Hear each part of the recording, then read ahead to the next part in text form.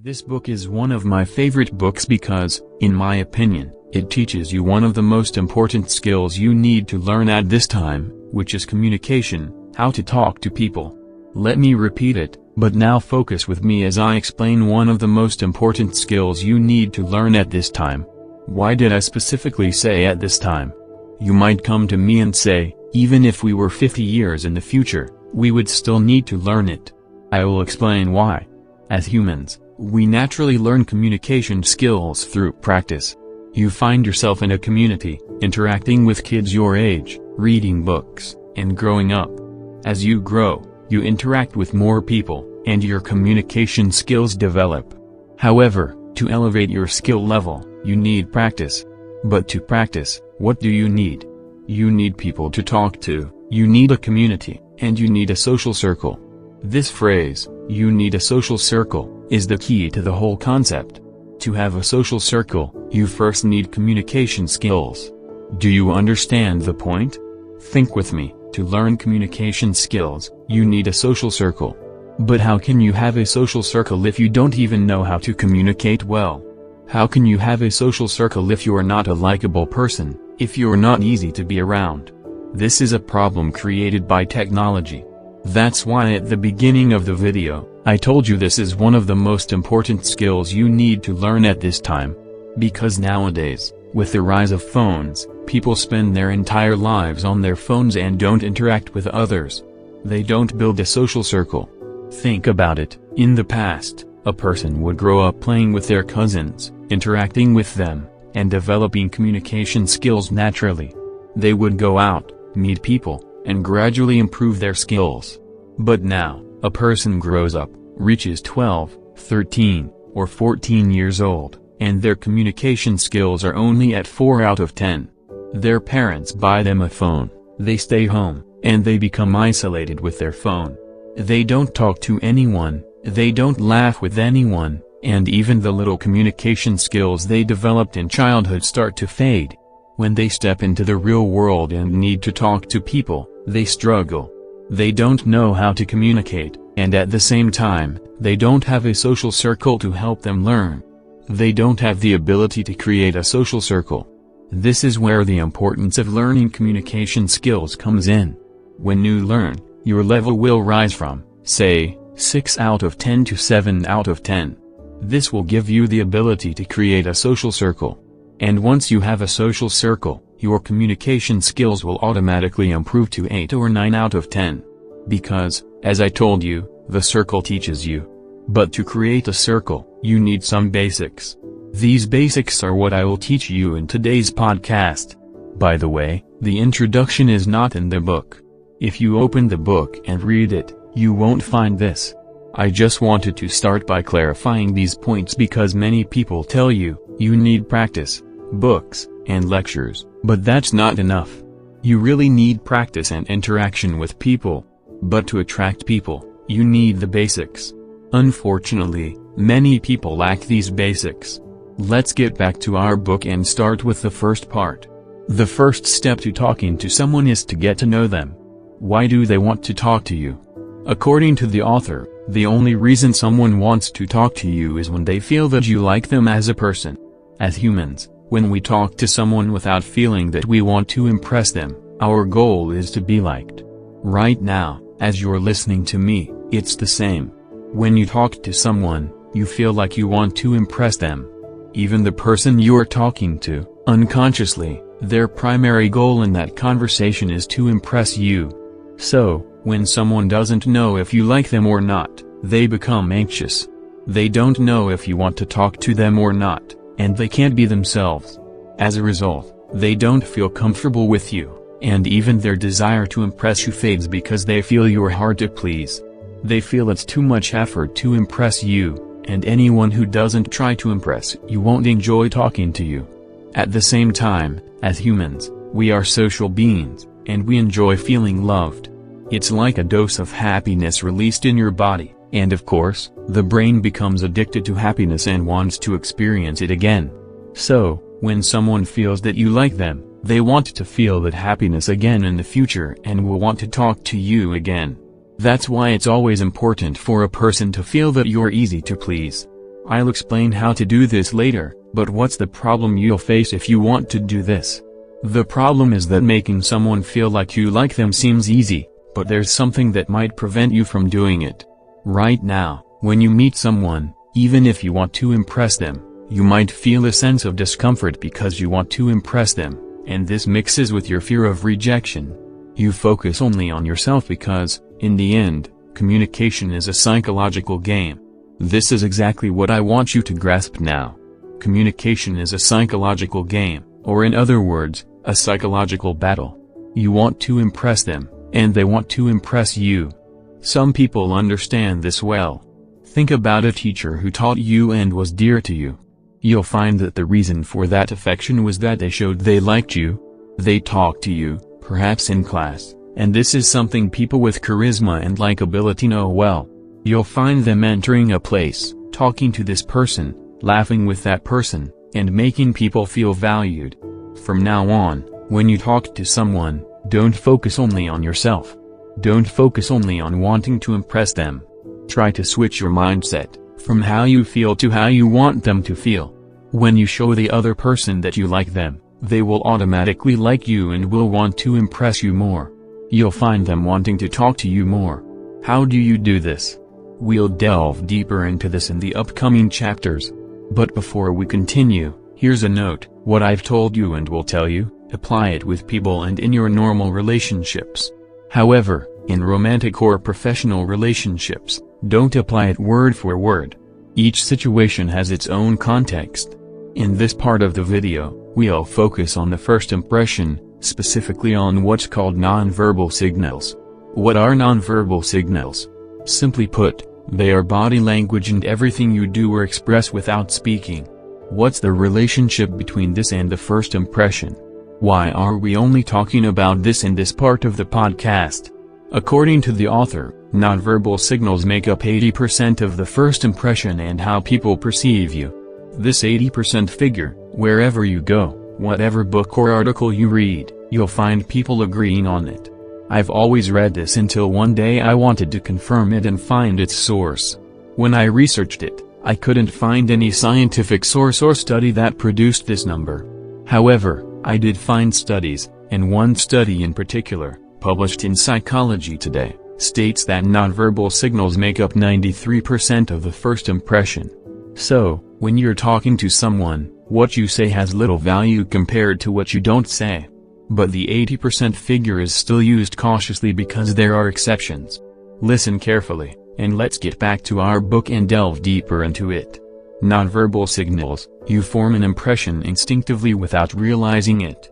Within the first few seconds of seeing someone, before you even speak or give them a chance to say anything, you've already made assumptions about their personality, confidence level, social and professional status, and most importantly, whether you want to talk to them and build a friendship.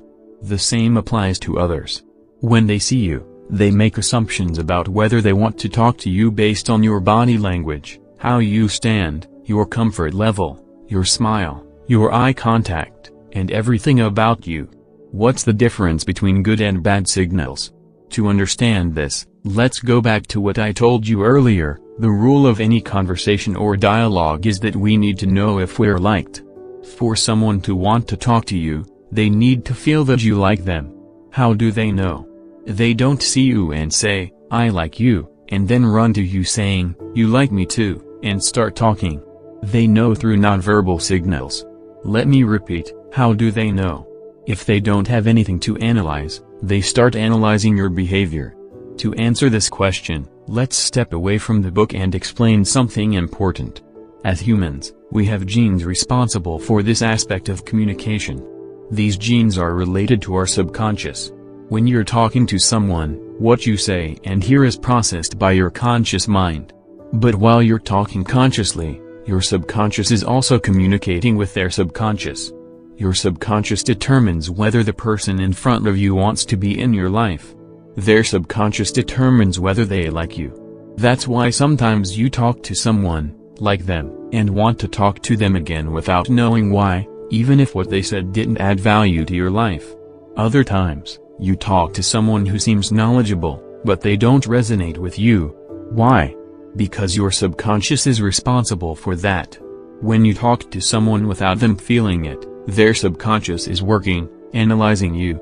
Their subconscious looks at your body language, your movements, how you laugh, and what you do subconsciously. This is a good idea. The author says it's said consciously, but your body language, smile, and movements are done subconsciously. When you walk, you don't think about where to place your foot. When you breathe, you don't think about exhaling. Everything you do subconsciously is what their subconscious observes. The conversation between two people is between two conscious minds, but in the background, there's another conversation happening between their subconscious minds. Do you understand? It's not important if you don't. I just want to add something to your mind that you need to know now. If you want to master the first impression, the first thing you need to do is pay attention to your body language and the signals you send to the person in front of you. Secondly, you need to learn how to tell the person in front of you "I like you" without saying it. Now, I'll tell you what's in the book, and at the same time, I'll add some things from other sources. Let's start with the first technique: stand well. Make sure your back is straight and your chest is out. I've talked about this in my book 12 Rules for Life by Jordan Peterson. You can refer to that book. I've already explained this issue well, including how to do it. In short, try to straighten your back until it becomes a habit. If you walk with your shoulders slumped and your hands down, the other person won't feel welcomed or comfortable talking to you. This is something you don't need to do just to impress people. It's something you do for your own psychological and physical well-being. The second thing, which is also good, is to build a comfortable body language and remove physical barriers. The author says that defensive body language prevents people from talking to you. For example, if you're talking to someone and touching your head or moving your leg nervously, the genius here is in the template. Let me explain why we don't have comfortable body language when talking to someone. The answer is simple: because you're not comfortable. When your brain does something it's not used to, it puts you in a defensive position. This is normal. If you're not used to cold water and you jump into it, you'll start shivering and tensing up. The same happens with people. If you're someone who doesn't talk much to new people, if you're someone who stays in their small circle, it's normal. If you talk to a new category of people, your brain doesn't understand what's happening and starts defending itself. This defense means discomfort. You're not comfortable, and this discomfort reflects in your body language because, as I told you earlier, everything is done subconsciously. You start doing it without realizing it. So, how do you win this subconscious template? How do you shift from uncomfortable to comfortable body language? Simply, you bring your conscious mind into the equation. Don't leave your subconscious alone, bring your conscious mind into play. But don't focus on your body language, focus on your psychology. Because body language is a reflection of your psychology. Try to control your psychology when you talk to someone. Relax. Don't force your body language, just relax. Say what's on your mind, move your hands as you want, and when you feel tense, say, "I'm nervous, so what? What's the worst that can happen?" This mindset will gradually make you more comfortable. Over time, you'll find yourself talking to new people without forcing it. Your body language will automatically become comfortable. At the same time, sit or stand comfortably. Don't think about how you're sitting, think about what you need to do. If you focus on being comfortable without thinking, you'll automatically have comfortable body language. This is the best way. If you force yourself and start saying, "I need to move my leg, I need to touch my head, I need to do this," these are old thoughts, and time has proven them wrong. By the way, this book was written in 1999. At that time, these methods were still widespread, which is why the book talks about them. But in reality, the best way to build correct body language is to be aware of your psychological state and think about being comfortable. The third technique we have is a pack of two behaviors: smiling and eye contact. Let's start with smiling. This is a message to all of you: I love you. Don't just walk around smiling at everyone. Your smile should be given to the person who deserves it. Imagine a fool walking down the street, and everyone who sees him laughs with him.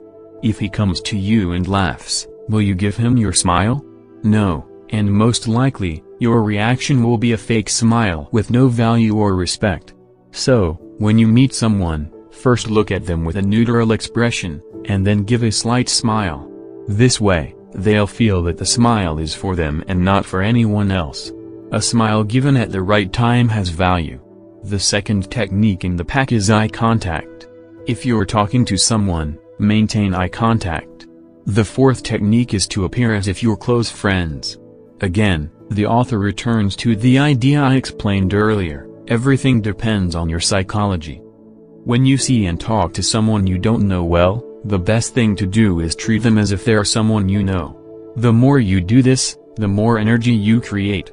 When I say energy, I'm not talking about something like telepathy, which has no scientific basis. I'm talking about your actions and everything about you that the other person receives as positive energy. They feel valued by you, and in return, they send you love, which you receive and feel valued by them. Now, what I'm talking to you about in the morning is how to create welcoming body language, how to make people feel comfortable approaching you. But this doesn't mean you'll become Angelina Jolie, and people will jump at you to talk. Sometimes, you need to be the one who approaches the person you want to talk to. How do you do this? The first thing you need to do is read the situation. Know if the person in front of you is open to you approaching them. You can't tell this from the morning. As I've told you, most people haven't read this book or listened to this podcast. Most people live in their own world. The body language of most people reflects their psychology.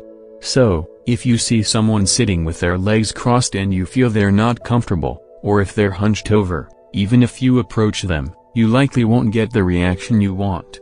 Even if you talk to them, if you see them open up their body language and talk comfortably, they're probably socially awkward and don't want to talk to you. But even if they don't want to talk, it's okay. Just go to them and apply what we talked about earlier. This is what we'll focus on, and don't say anything awkward. Most likely, you'll make them open up to you and feel comfortable with you. There's a technique the author talks about called mirroring. This is a technique used by scammers or salespeople when they want to sell you something. They mimic your body language. If you put your hand on the table, they do the same. If you cross your legs, they do the same. But in conversation and daily life, this technique has little value, and I don't like it because it makes you give too much value to something ordinary. In my opinion, I don't need to stand up and start analyzing someone's body language and start mimicking it. Who cares? Even if you start mimicking too much, it affects your psychology, and you start taking it seriously. In the end, you find yourself uncomfortable in the conversation, wanting to impress the other person. Just go and talk, and be comfortable. Anyway, what I'm talking to you about in the morning is nonverbal signals, which are directly related to the first impression. Let's now talk about verbal signals in the next part of the podcast. After talking about nonverbal signals, let's focus on how to move from being a stranger to being an acquaintance. When you talk to someone for the first time or meet them, you're a stranger to them, and they likely won't remember you or think about you again. Why? Because you remained a stranger to them. In this part of the video, we'll focus on how to become an acquaintance in a very short time. An acquaintance is someone you know by name. When you see them again, you greet them, and you can go out together someday. The way to move from being a stranger to an acquaintance is to have a conversation that makes them feel you like them. Again, we return to the first idea because it's the foundation of everything. We talked about how to do this without speaking, and now we'll talk about what to say. How do you do this? The first thing you do is use appearance. Every person likes to have something distinctive about their appearance. This always exists. If you see someone wearing ordinary clothes, trying to look good, but everything about them is ordinary, there must be something extra. You need to train yourself to notice this. Let me explain the technique and what's in the book, and then I'll explain it scientifically. When you're talking to someone or want to talk to someone, talk to them about something in their appearance. For example, it could be their hairstyle, a ring they're wearing, or something noticeable. The best way to make someone feel your presence is to talk to them about something in their appearance. Why? First, When someone is a stranger to you, you don't know them well. You don't know their personality or what they like. The only thing you know about them is what you see, their appearance. Second, as humans, we like it when someone compliments our appearance because appearance is something we work on. For example, if someone dyes their hair, they've spent time and money to stand out and impress people. Whether we like it or not, it's a natural instinct as social beings to want to impress others, sometimes without even realizing it. You might find someone saying, "I dress well for myself, not to impress others," but in reality, they dress well to satisfy themselves, and that satisfaction comes from the instinct to impress their surroundings. This is written in our genes, and we can't help it. When you compliment something distinctive in their appearance, they feel you like them and feel comfortable with you without knowing why. Again, the subconscious is in control. The second technique you can use is answering common questions. For example, if someone greets you, they'll usually ask where you're from or what you do. These are common questions, and there's no problem if you've prepared the answer beforehand. But how do you prepare? For example, if you're from New York and someone asks where you're from, you'll say New York. What's so hard about that? Where does the second technique come into play? Common questions usually have a one-sentence answer. For example, if you're an engineer working in a tech company, living in Chicago, what conversation can follow this answer? This is why I told you to prepare. For example, if you're an engineer working in a tech company, you can add something like, "I monitor the quality of this and that," or maybe add a joke. Or if you live in New York near Times Square, and you've been there before, you can mention that. This might seem very basic, but we're still talking about the basics. The last technique in this part is to fill your mind with things you've forgotten. Now, between you and me, is this something you'd expect me to tell you or read in a book? It's obvious from the start. You need to fill your mind because, in the end, to talk to someone, you need to have something to talk about. This is something I don't think you'll have a problem with at this time because, look, this book was written in 1999, a time of newspapers and news. The author tells you to go watch the news to know what's happening so you have something to talk about. But this book was written in a time when there was no Facebook or Instagram. Now, I'm 100% sure you know what's happening in the world and in the United States, unless you're like me and don't have Facebook or Instagram. But most likely, you know, and I won't delve into this technique because it's meaningless for me to tell you to go watch the news or read a newspaper at this time. In short, this was the third part of our podcast on how to move from being a stranger to an acquaintance. Let's now talk about how to move from an acquaintance to a friend. Until now, everything has been about your psychology and how to open the door to getting closer or talking to someone. But is this enough to create a connection with someone? Of course not. This part of the podcast will be the most important, and this might be the talk that changes your entire life. I know why I'm saying this because this changed my life.